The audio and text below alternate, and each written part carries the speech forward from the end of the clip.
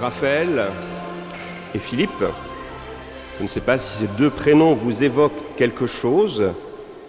C'est le prénom de deux personnes souffrant d'un handicap mental qui ont un jour croisé le chemin d'un jeune homme alors.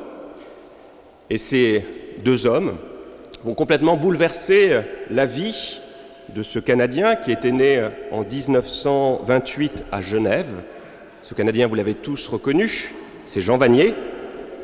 Donc il est issu d'un milieu très favorisé, son papa est général, il deviendra bientôt gouverneur d'ailleurs général du Canada, donc un homme avec une très belle carrière, et donc un bel avenir pour ce jeune Jean. Très jeune, il va s'engager dans la Royal Navy, il a peut-être embrassé la carrière militaire comme son père, mais il racontera plus tard que, au cours de ses premières années, son existence lui paraissait bien lourde, bien difficile. Il sentait véritablement un poids pesant peser sur ses épaules. Il était malheureux. Alors que cet avenir glorieux lui était promis, il ne se sent pas véritablement à sa place. Il se sent inquiet, sans repos. Un jour, dans un accident, il est au bord de la noyade, il est proche donc de la mort, et cette expérience terrible va l'amener à démissionner de l'armée et à changer complètement de voie, de chemin. La Providence va lui permettre de rencontrer un frère dominicain, et ce frère dominicain va lui faire découvrir le monde de l'handicap mental. En 1963, il se trouve désormais en France, il est à Meaux, il va visiter une institution où beaucoup d'hommes, de femmes souffrant d'handicap sont vraiment très maltraités. Il y a deux jeunes en particulier, ces deux jeunes dont je vous ai parlé, Raphaël et Philippe, qui n'ont pas de famille, qui sont complètement abandonnés. Jean va parvenir à les sortir de cet enfer, Jean Vanier, et avec eux, il va créer ce qui deviendra plus tard les foyers de l'Arche, cette très belle communauté. Et il explique plus tard à quel point cette rencontre de Raphaël et Philippe l'a profondément bouleversé. Autant jusqu'alors il sentait le poids de sa vie pesante, le côté un peu superficiel de l'existence, le poids des mondanités. Et là, au travers de la rencontre de ces deux jeunes, au travers de cette vie commune, même si cette vie commune est bien sûr très difficile, il sent véritablement cette légèreté, ce repos dont nous parle le Christ. Et plus encore, au travers de la rencontre de ces deux jeunes, c'est le visage du Christ qu'il rencontre. Ce que vous avez fait au plus petit d'entre les miens, c'est à moi que vous l'avez fait. Moi, je commence mon propos aujourd'hui par cette histoire, cette référence à Jean Vanier, parce qu'elle nous dit quelque chose, elle illustre parfaitement ce que Jésus veut nous dire ce matin dans son évangile, cette légèreté, cette liberté, cette tranquillité que l'on peut véritablement rencontrer quand on se met au service du Christ, quand on se met au service des autres. J'ai eu la chance de faire autrefois un stage à Trollibreuil et j'ai rencontré à plusieurs reprises Jean Vanier, et vraiment dans le visage de cet homme, il y avait cette tranquillité, ce repos, vraiment un homme paisible, un homme totalement apaisé, et cette paix, elle rayonnait, elle était communicative. Et j'en suis sûr que c'est encore le cas aujourd'hui. Venez vous tous qui souffrez, venez avec moi, mon joug est léger, mon joug léger. Malheureusement, notre société contemporaine n'entend pas ce joug du Christ de la même manière. Pour beaucoup de nos contemporains, suivre le chemin du Christ, c'est un chemin bien difficile, avec plein d'exigences, plein de dogmes, plein de rigidité morale. Une foi qui nous oblige à venir le dimanche matin à la messe, à s'ennuyer, alors qu'on a plein d'autres choses à faire certainement. Une foi qui nous culpabilise parfois, qui nous dit que ce que nous faisons, ça relève du péché. Donc, beaucoup de nos contemporains ont jeté ce joug du Christ pour enfin trouver la liberté. Alors la question que je me suis posée, c'est ainsi jeter le joug du Christ, est-ce véritablement trouver cette liberté ? Je ne crois pas. Je ne crois pas parce que je pense sincèrement que si on abandonne le joug du Christ, c'est un autre joug que l'on va devoir supporter, et peut-être un joug beaucoup plus terrible que celui de Jésus. Quel est ce joug ? C'est le joug peut-être. Il y en a plusieurs, mais un en particulier, qui est peut-être particulièrement sensible aujourd'hui. Nous vivons dans une société où il faut toujours réussir. C'est la quête sans cesse de la réussite, de la performance, de la beauté aussi. C'est le temps des vacances qui s'approche. Et quand on regarde les revues, on voit qu'il y a vraiment un impératif aujourd'hui. Pour pouvoir s'exposer sur la plage, il faut avoir une musculature et être bronzé. C'est-à-dire qu'on a aujourd'hui une pression sociale qui nous dit qu'il faut absolument être beau, être parfait. Récemment, un frère dominicain s'était inscrit dans un club de sport. Et la première question qu'on lui a posée, c'est « Vous faites du sport pour votre santé ou juste pour avoir une musculature un peu plus développée, pour avoir belle apparence ?» Ce n'était pas la même formule. Il y avait une formule pour la santé et une formule pour l'apparence. Exemple de ce joug qui pèse sur nous. Dans un certain nombre de pays, moi j'ai un cousin qui vit au Brésil et qui me dit à quel point il y a un impératif de faire du sport. Et donc si on n'est pas suffisamment musclé, on va passer par la chirurgie esthétique, mais c'est vraiment une pression sociale très forte. Je crois que c'est la même chose. J'ai des amis libanais qui me disaient aussi qu'au Liban c'est pareil, la chirurgie esthétique se développe. Donc si on veut faire fortune là-bas, il faut choisir cette spécialité. Donc la pression de la modernité qu'il faut qu'on soit beau, bien, bronzé.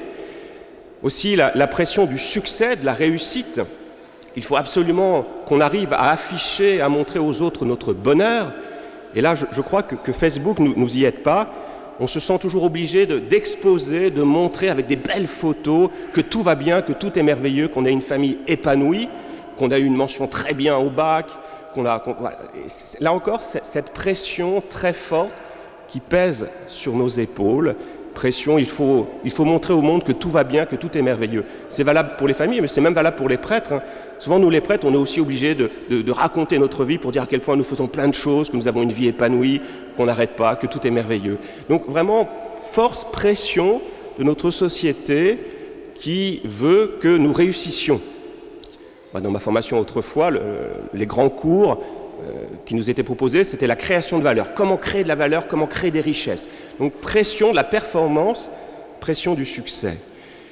Eh bien ce joug de la modernité, c'est un joug bien terrible, parce qu'il induit, qu'est-ce qu'il induit ? Il induit aussi, comme le dénonce très souvent le pape François, une culture du déchet. Parce que celui qui ne correspond pas à cet idéal de la performance, de la beauté, eh bien il ne trouve plus sa place dans la société. Il risque de se cacher, de disparaître. Donc, qu'est-ce qu'on réalise ? Tout simplement, c'est que s'il y a un joug qui est léger, s'il y a un joug qui peut changer une vie, c'est bien celui du Christ. Retournons quelques instants à Trolly avec Jean Vanier. Qu'est-ce qu'a découvert Jean Vanier avec Raphaël et Philippe ? C'est qu'avec Raphaël et Philippe, ça ne servait à rien d'être musclé, d'être bronzé, d'être performant, d'avoir une mention très bien au bac, d'avoir fait des études très brillantes. L'important, qu'est-ce qui était pour ces deux jeunes, Raphaël et Philippe, qu'est-ce qui est important ? Eh bien, c'est d'être en vérité. C'est d'être en vérité.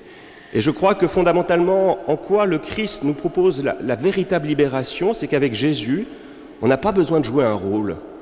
On peut faire tomber le masque et apparaître tel que nous sommes. Et ça change radicalement une existence. On n'a plus besoin de réussir, d'être parfait. Non, il suffit véritablement d'être celui que nous sommes, de rester ce tout petit. Et ce chemin-là a été particulièrement développé, exposé bien sûr par la petite Thérèse. Je vais vous lire un petit passage. Un jour, la sœur Agnès de Jésus pose cette question à Thérèse. Qu'est-ce que tu entends par ta petite voix ? Qu'est-ce que ça veut dire rester petit devant le bon Dieu ? Thérèse répond. Rester petit devant le bon Dieu, c'est quoi ? C'est attendre tout du bon Dieu comme un petit enfant attend tout de son père. C'est ne s'inquiéter de rien, ne point vouloir gagner de fortune. Même chez les pauvres, on donne à l'enfant ce qui lui est nécessaire. Mais aussitôt qu'il grandit, son père ne veut plus le nourrir et lui dit « Travaille maintenant, tu peux te suffire à toi-même. » C'est pour ne pas entendre cela que je n'ai pas voulu grandir, me sentant d'ailleurs bien incapable de gagner ma vie, la vie éternelle, celle du ciel. Je suis donc restée toujours petite, n'ayant d'autre occupation que de cueillir les fleurs de l'amour et du sacrifice, et de les offrir au bon Dieu pour son plaisir. Être petit, c'est aussi ne point se décourager de ses fautes, car les enfants tombent souvent, mais ils sont trop petits pour se faire beaucoup de mal. Voyez, ne pas se scandaliser quand on chute. Regardez, un petit enfant, il tombe, comme il est proche du sol, il ne va pas se faire mal, il va un peu pleurer, mais pour faire un peu son cinéma, puis après il repart et il a oublié déjà parce qu'il a autre chose à faire. Eh bien, être petit, c'est cela. Voilà ce que nous apprennent les petits, cette attitude que nous devons faire nôtre.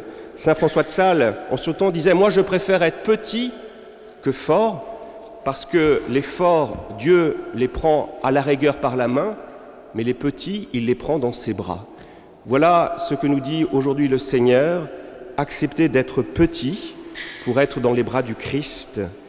Et là, on comprend que l'Église n'est plus un club réservé aux gens respectables, aux honnêtes hommes. C'est bien qu'il y en ait quelques-uns, mais ce n'est pas un club de parfaits. Ce n'est pas un club où il faudrait avoir plein de diplômes. C'est un club où tout le monde a sa place. Les diplômés, bien sûr, il en faut, mais aussi tout le monde, tout simplement. Une grande famille.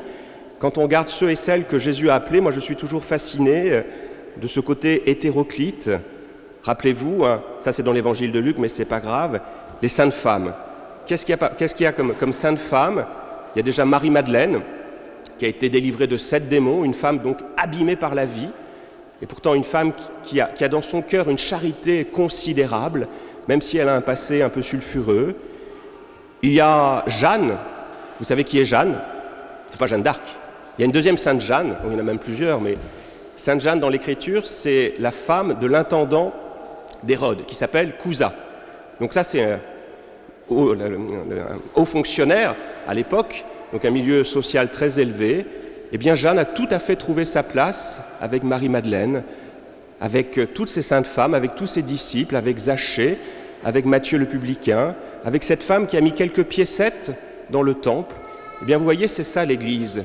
C'est cette Église, ce lieu de repos où nous sommes tous ensemble, nous sommes cette famille pour nous porter, Alors, ce que je vous propose aujourd'hui, c'est véritablement d'accepter ce joug du Christ, ce joug qui est léger, d'envoyer au loin le joug de la modernité. Donc, n'hésitez pas à midi à vous resservir 2 fois du dessert, 2 fois de l'entrée, 2 fois je ne sais pas. Vous prendrez peut-être que quelques kilos, mais spirituellement, vous serez plus léger. Amen.